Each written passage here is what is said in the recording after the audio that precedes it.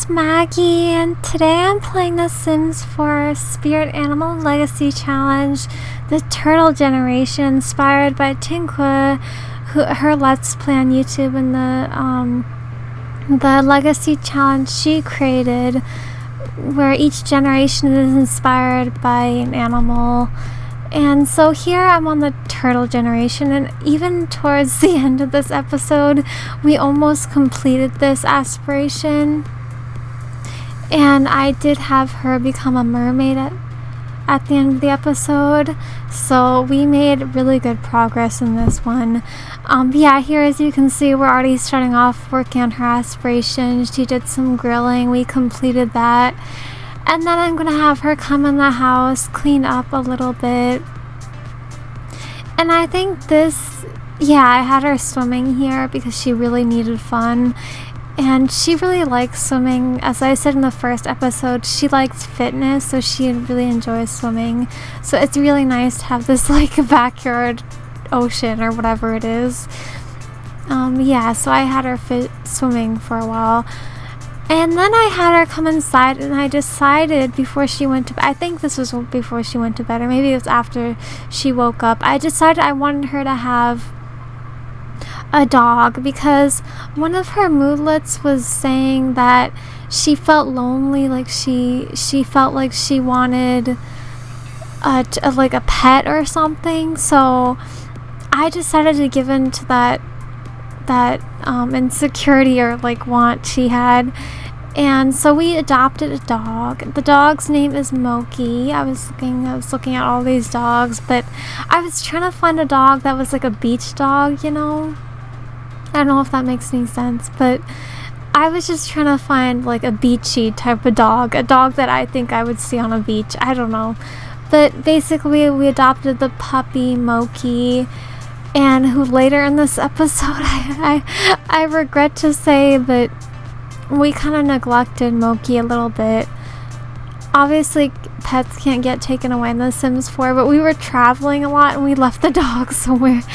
But yeah, here I'm just having her get to know the dog. Moki, I should say. I'm having her get to know Moki.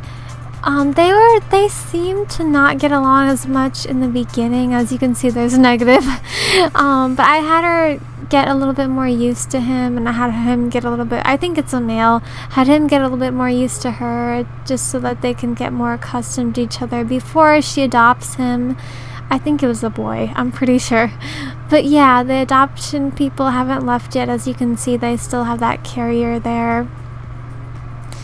But yeah, like, it was a really nice addition to the household. And look at this puppy, it's so cute. I'm not really a dog person, but I think they're cute puppies. So yeah, so here she's adopting the dog. I just decided to keep the same name because I thought that was adorable.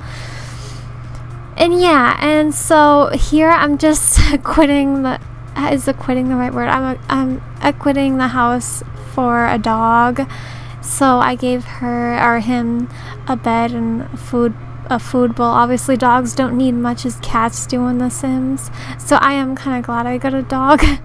And they can just poop outside. And here I was trying to take photos of the dog, but her hairy legs were in the way, which I'm so sorry you had to see. I kind of should have cut that out, but that's okay. I cut out a lot in this episode. I think I recorded for a total of an hour or a little over an hour. But I shortened this video to like 14 minutes, I think. Yeah, like 14 minutes. Because there is an excerpt of the video where I was giving her a makeover in her mermaid form. So you'll see that at the very end if you're interested in my cast stuff. But yeah, she did become a mermaid in this episode.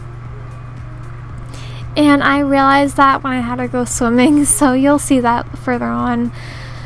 But yeah, we're just getting to know Moki a little bit, and here we're gonna work on our aspiration more because obviously this is part of the challenge. So she needed to explore a beach cave and discover a buried treasure.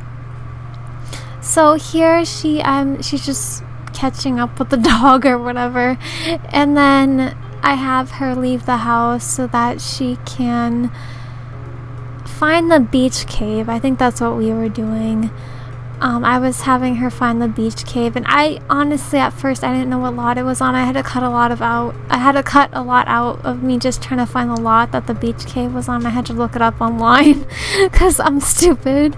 But I went to this little house here where she met a man. As you can see, there's a guy there, and he's a sim I made on my channel like a couple days ago. Yeah, it was like a week ago, like a couple days ago, I'm not sure exactly, but I made him just so that he could be a partner for her. Sorry, I didn't mean to hit my mic.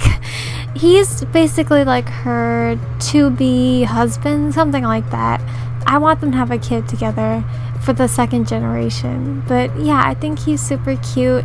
He's not really dressed for like, I just realized he's not really dressed for like the island. I mean, it's more of like, at least in my opinion, it seems like it's more not island wear. I don't know if that makes any sense, but I think he still fits into this world pretty nicely. I think he's going to be a great match for her.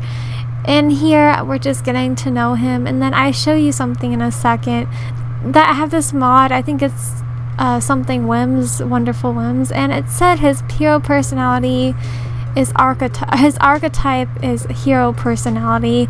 And as you can see, if you scroll back a couple seconds, you can see what it said. But basically, he's just known for being a little bit more like dominant. I think that's what they said he was. He's a little bit more dominant, a little bit more aggressive. I think that's what they said. I'm not sure. But yeah, like here I've had her go into that fountain thing. Not fountain, that waterfall. Not fountain. That waterfall. I had her use that waterfall, and I thought that was so nice. And she just kind of showered in there. As you can see, she's still showering. Well, not showering, but she's bathing in there in her bathing suit. But yeah, so here I'm just having her go over the beach cave, and this was surprisingly easy. I just literally had her go into this beach cave, and that was it. There were no like qualifications, like you don't need level 10 handiness skill like you do in that other world to get to a secret world. And there really wasn't a secret world here. It's just a rabbit hole. It's just a beach cave, and it's just nothing, and it just gives you that dialogue, playful dolphin. And I didn't even bother reading it because I don't really care too much. But yeah, so here I'm just having her go around collecting some things, and this is when I realized that she needed to discover buried treasure. Here we had what we needed, but this was for shallow water. So I ended up going back to my home lot in the end and going to the deep water area and snorkeling for buried treasure. And that was expensive though, getting that snorkeling gear for buried treasure. You'll see in a second. But here I'm just having a look around the area. I saw that lava pool thing. I was like, maybe she could swim over there, but now I was like, no, that's kind of weird and not really realistic. But yeah, I was just looking around the world a bit. But yeah, here she's home, and here I am. As you can see, I'm looking for the deep water snorkeling thing. So I had her swim out here, just buy the gear, which was like all of our money, which really sucks, but it's okay. At least we could afford it. So yeah, so after she eats a little, I'm gonna have her go out into the water and snorkel for some buried treasure. And here I was just taking a look at her inventory, because she seems to have a lot in her inventory now because of all that digging and stuff like that. But yeah, I don't know why this is taking so long. I should have cut more of this out, but it's okay. Yeah, here she just swam out into the deep water, and there she goes snorkeling. We had a couple tries at this to get her to find the buried treasure. It wasn't easy. It wasn't like a first try kind of thing. It took some time to get the buried treasure, but we got it done. So we moved on to the next aspect of the aspiration. So yeah, as you can see, this took some time. But yeah, finally she completed it, and now all she needs to do is doze off in a lounge chair. And so I tried to have her do that a little bit like in this episode, but I wasn't really able to get her to, because I had her sleep or take a nap in the lounge chair, as you can see soon.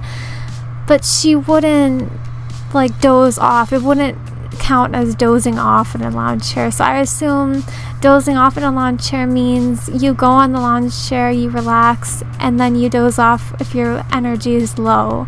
So that's probably what it is. But yeah, here I'm buying mermaid kelp so that she can become a mermaid, which is super exciting.